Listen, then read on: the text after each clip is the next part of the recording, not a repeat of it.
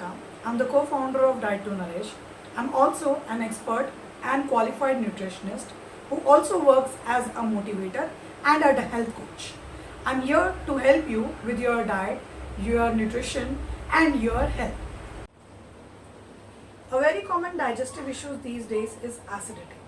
I know आप लोगों को बहुत सारे लोगों को ये प्रॉब्लम होती होगी और आप बहुत डेली बेसिस पे इसको फील करते होंगे that we are having this problem and we are unable to find any kind of solution.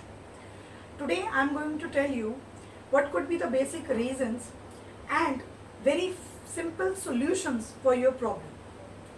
जब हम एसिडिटी की बात करते हैं तो एसिडिटी के कुछ बेसिक रीजंस हैं जो लोगों को समझ में नहीं आते. People think that we are having some kind of issues, we need to go to the doctor, but actually you don't have to go anywhere.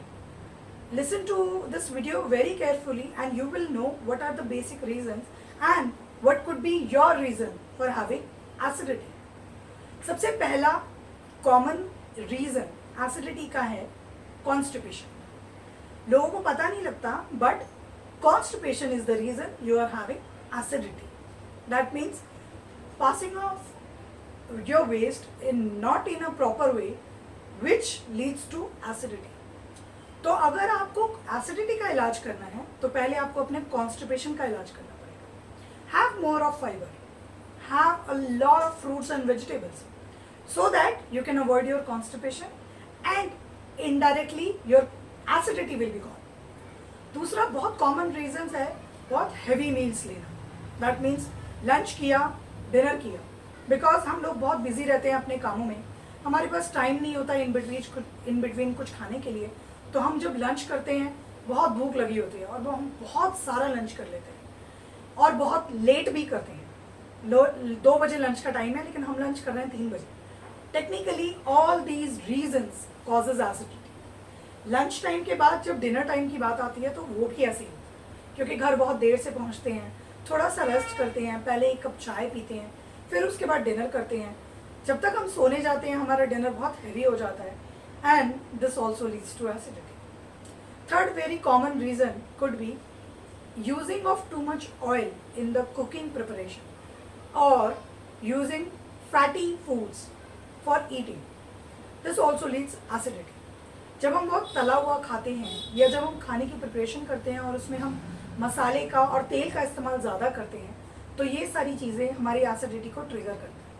अगर आपको पता है कि आपको ऑलरेडी एसिडिटी का प्रॉब्लम है तो आपको कम मसाले वाला खाना खाना चाहिए, कम तेल वाला खाना खाना चाहिए. इससे आपकी एसिडिटी आपको बार बार परेशान नहीं करेगी.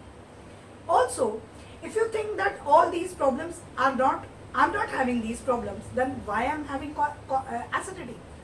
तो उसका एक रीज़न ये भी हो सकता है कि आप कुछ ऐसे मेडिसिन ले रहे हो जिसकी वजह से आपको एसिडिटी होता हो. फॉर एग्जांपल अगर आपको डायबिटीज़ है, अगर आपको हाइपरटेंशन है, आप रेगुलर दवाइयाँ लेते हैं तो डेफिनेटली आपको एसिडिटी का इशू बार बार हो सकता है. तो इसका बेसिक सोल्यूशन यही है कि जब भी आप दवाई लेते हैं तो आप दवाई के आसपास पानी अच्छे से पीजिए ताकि दवाई अच्छे से फ्लश आउट हो जाए बॉडी में से. इसके अलावा भी पूरा दिन में भी पानी आपका सही अमाउंट में जाना चाहिए ताकि आपको एसिडिटी ना हो. एसिडिटी का अगला बहुत कॉमन रीज़न डिहाइड्रेशन होता है, पानी की कमी होता है. लोगों को लगता नहीं है लेकिन पानी की कमी की वजह से भी एसिडिटी होती है.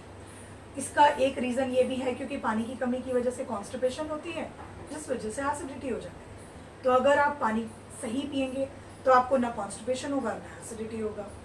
इसके बाद अगर आपको लगता है कि और भी कोई रीज़न है जो आप सही रूल आउट नहीं कर पा रहे हैं तो आप लॉग इन कीजिए diet2nourish.com, DIET 2 नंबर वाला 2 NOURISH nourish.com. और अगर आप 101 सेशन चाहते हैं मेरे साथ, कंसल्टेशन चाहते हैं मेरे साथ, तो आप मेरी फॉलोइंग डिटेल पे मुझे कांटेक्ट कर सकते हैं. अगर आपको लगता है आपको ये वीडियो अच्छा लगा तो आप लाइक कीजिए, सब्सक्राइब कीजिए, अपने फ्रेंड्स के साथ इसे शेयर कीजिए.